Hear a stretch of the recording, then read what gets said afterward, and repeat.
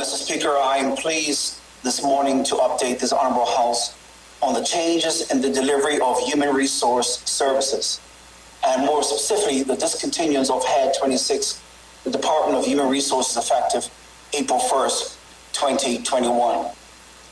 Mr. Speaker, honorable members will recall the establishment of the Department of Employee and Organizational Development in April 2019, and the intention to abolish the Department of Human Resources and amalgamate the 8 satellite offices under one department.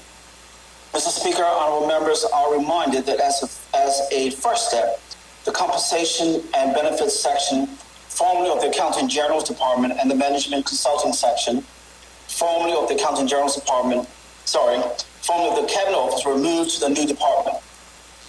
The planned amalgamation of the Department of Human Resources and other satellite offices will alter the current decentralized human resource service delivery model, which has grown organically over the years and no longer effectively meets the needs of the government. Mr. Speaker, during the past year, the Chief Employee and Organizational Development Officer and her transition team have been engaged in the detailed planning and implementation required to implement the duplication and streamline the delivery of all human resource services. Mr. Speaker, in accordance with the provisions of the Conditions and Employment and Code of Conduct, approval has been granted for the transfer of staff from several departments to the new Department of Employee and Organizational Development. Approximately 30 staff will be effective in this phase of the transition. Mr. Speaker, it is not expected that all staff will physically relocate in the immediate short term, though some will. Each ministry will be assigned an HR business partner. It is anticipated that some HR business partners will co-locate with the ministry to which they are assigned. The business partner will be the ministry primary advisor to the alignment of human capital with the delivery of programs and services in accordance with the priorities set out in the ministry and its associated department business plans. This represents a more deliberate staffing approach than is currently the case. Mr. Speaker, a talent management strategy will be completed, and the HR information management system will be leveraged to address the HR database, digitalized records management, employee and management self-service, and over time, full automation of HR administrative services with enhanced controls and compliance with data privacy requirements. Mr. Speaker, the department will take a whole system approach to the delivery of human resources and organizational development services. It is expected that the government will commence a change in management process that establishes service delivery standards and measures success.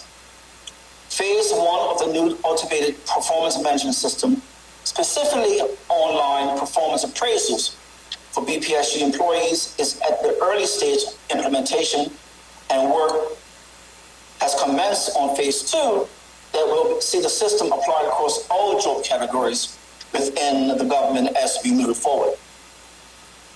Mr. Speaker, HR services are delivered in accordance with statutory provisions as set out in the Public Service Commission Regulations 2001 and the Public Service Delegation of Powers Regulation 2001, as well as statutory provisions contained in other legislation such as Contributory Pensions Act 1970, Payroll Tax 1995, Payroll Rates Act 1995, and the Public Service Superannuation Act 1981, to name a few.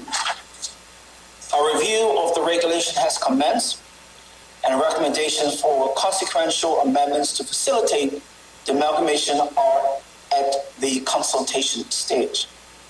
Mr. Speaker, as stated effective April 1st, 2021, all of the government's human resource services will be centralized under the Department of Employee and Organizational Development.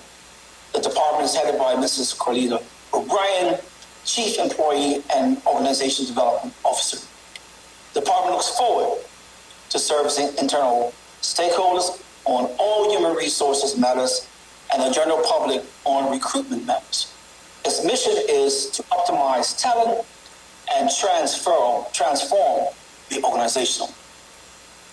Thank you, Mr. Speaker.